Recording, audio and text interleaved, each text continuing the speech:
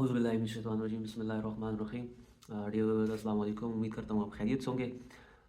आज हम एक छोटी सी गुफ्तगू थकावट पे करते हैं कि बहुत सारे लोग ये चीज़ कहते हैं कि हर वक्त दिन के अंदर टायर्डनेस रहती है, फटीग रहती है, थकावट रहती है।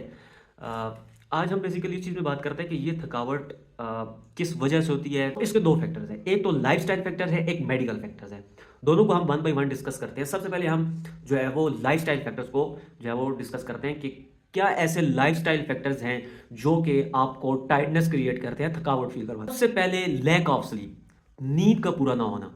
आपको पता है कि ह्यूमन बॉडी के लिए कम से कम 6 से 7 घंटे तक डेली जो है वो नींद करना लाजमी है। अगर आप डेली जो है वो 6 से 7 घंटे तक आप नींद नहीं करते तो ये आपको पता है, जो फिजियोलॉजी की तरफ हम जाएं तो आपको पता है रात को कॉर्टिसोल का लेवल इंक्रीज होता है आपकी बॉडी के अंदर, ठीक है।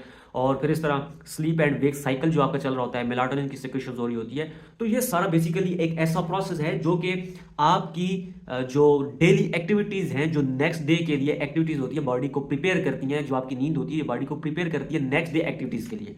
सो स्लीपिंग इज़ वेरी इंपॉर्टेंट। अगर आप 6 से 7 घंटे डेली स्लीपिंग नहीं करते, नींद नहीं लेते, तो ये एक फैक्टर बन सकता है आपकी टायर्डनेस का, थकावट। दूसरा, डिहाइड्रेशन यानी कि पानी का कम पीना। अब ये कैसे इफेक्ट करता है कि चूंकि आपका जो ब्लड होता है इसके अंदर कितना वॉल्यूम होता है, 4 से 5 लीटर तकरीबन जो है वो ह्यूमन एडल्ट का वॉल्यूम होता है ब्लड का। तो जब आप पानी कम पीते हैं तो ये जो ब्लड का वॉल्यूम है ये डिक्रीज हो जाता है, कम हो जाता है। इसकी वजह से फिर क्या होता है कि आपकी बॉडी के जितने भी पेरिफेरल टिश्यूज हैं, जितने भी सेल्स हैं, उन तक ये जो ब्लड है प्रॉपर नहीं पहुंच जाता।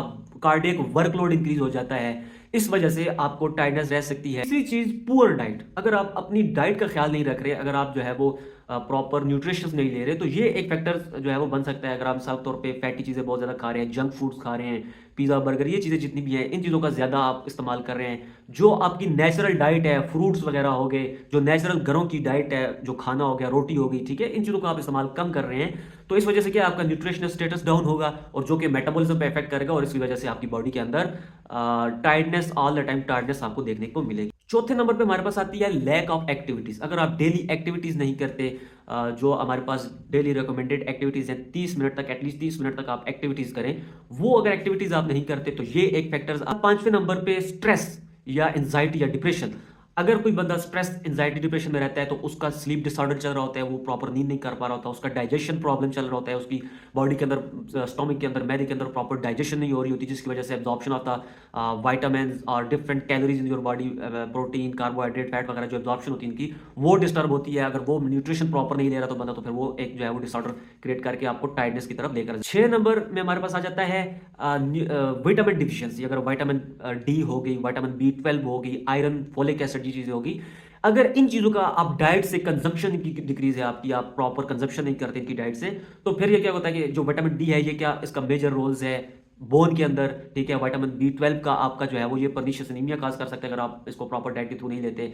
इसके अलावा जो है वो आयरन, फोलिक एसिड, ये एसेंशियल कंपोनेंट्स है आपकी डेली एक्टिविटीज को इनहांस करने के लिए। 7वें नंबर पे हमारे पास चीज आ जाती है ओवर फिजिकल एक्टिविटीज और ओवर मेंटल टायर्डनेस। अगर आप बहुत ज्यादा फिजिकल एक्टिविटीज कर रहे हैं और साथ में आप स्लीप का अपना ख्याल नहीं रख रहे, नींद का ख्याल नहीं रख रहे, हाइजीन या साथ में आप डाइट का ख्याल नहीं रख रहे, तो ये एक फैक्टर जो है वो बन सकता है, आपकी फिजिकल टायर्डनेस को क्रिएट कर सकता है। साथ में मेंटल टायर्डनेस, अगर आप बहुत ज्यादा मेंटल स्ट्रेस ले रहे हैं या आप अपना मेंटली किसी एक चीज के अंदर बहुत ज्यादा इन्वॉल्व है, जैसे आजकल मोबाइल के अंदर लोग बहुत ज्यादा बिजी हैं और ऑनलाइन वर्क, आप चूंकि आजकल सोसाइटी के अंदर आम है तो हर बंदा ऑनलाइन वर्क के अंदर बिजी है, मोबाइल, लैपटॉप, कंप्यूटर वगैरह के अंदर, तो ये एक मेंटल टायर्डनेस क्रिएट करते हैं। अगर आप इसके साथ फिजिकल एक्टिविटीज नहीं करते, डाइट का प्रॉपर ख्याल नहीं करते, नींद का प्रॉपर ख्याल नहीं करते, तो ये एक लाइफस्टाइल फैक्टर है जो कि आपकी टायर्डनेस को क्रिएट कर सकता है। अच्छा, ये तो हो गया हमारे पास कुछ लाइफस्टाइल चेंजेस। अब हम डिस्कस करते हैं मेडिकल चेंजेस। अगर मिसाल के तौर पे अगर आप डाइट भी प्रॉपर ले रहे हैं, स्लीप भी प्रॉपर कर रहे हैं, एक्टिविटीज भी प्रॉपर आप जो है वो डेली कर रहे हैं, इसके बावजूद आपको थकावट रहती है पूरा दिन के अंदर, तो फिर उसका एक मेडिकल रीजन हो सकता है थायराइड प्रॉब्लम।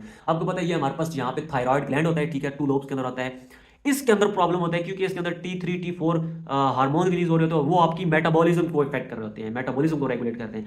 अगर मेटाबॉलिक इशू आपको चल रहा है इस थायराइड ग्लैंड की वजह से, इसके जो हार्मोन है इनकी प्रॉपर रेगुलेशन नहीं हो रही, सिक्रीशन नहीं हो रही, या कोई भी इसके अंदर प्रॉब्लम है, तो ये एक फैक्टर, मेडिकल फैक्टर बन सकता है। दूसरा, डायबिटीज। अगर आपको शुगर है, ठीक है, तो उसकी वजह से आपको टायर्डनेस रह सकती है। तीसरा, मोस्ट इंपॉर्टेंट, एनीमिया। अगर आपको आपका जो ब्लड है उस एनीमिया कहते हैं ब्लड की कमी, जो आपके पास एचबी होते हैं ना 16 पॉइंट होते हैं, उनकी कमी हो जाए, ठीक है, ब्लड आपकी बॉडी के अंदर प्रॉपर ना हो, एनीमिया हो जाए, तो वो एक फैक्टर क्रिएट हो सकता है आपकी इस टाइटनेस के अंदर। इसके अलावा लास्ट में हमारे पास क्रॉनिक इन्फेक्शन, अगर बॉडी के अंदर कोई लॉन्ग टाइम से एक हमारे पास एक्यूट इन्फेक्शन होता है, एक हमारे पास क्रॉनिक इन्फेक्शन होता है। अगर वो 6 महीने से, कुछ बुक के अंदर 3 महीने आता है, कुछ के अंदर 6 महीने आता है, तो अगर लंबे टाइम से आपको इन्फेक्शन चल रहा है तो क्रॉनिक इन्फेक्शन, ठीक है, उसको हम क्रॉनिक इन्फेक्शन कहते हैं। तो अगर इस तरह की सिचुएशन बॉडी के अंदर चल रही है तो वो भी बॉडी के अंदर डेली टायर्डनेस क्रिएट कर सकता है। तो ये कुछ चंद लाइफस्टाइल फैक्टर्स थे, मेडिकल फैक्टर्स थे, जो कि आपकी बॉडी की डेली एक्टिविटीज पे इफेक्ट डालते हैं, आपको टायर्डनेस, फटीग वगैरह लेकर आ सकते हैं, लिथार्जी लेकर आ सकते हैं। बेसिकली अगर ये ओवर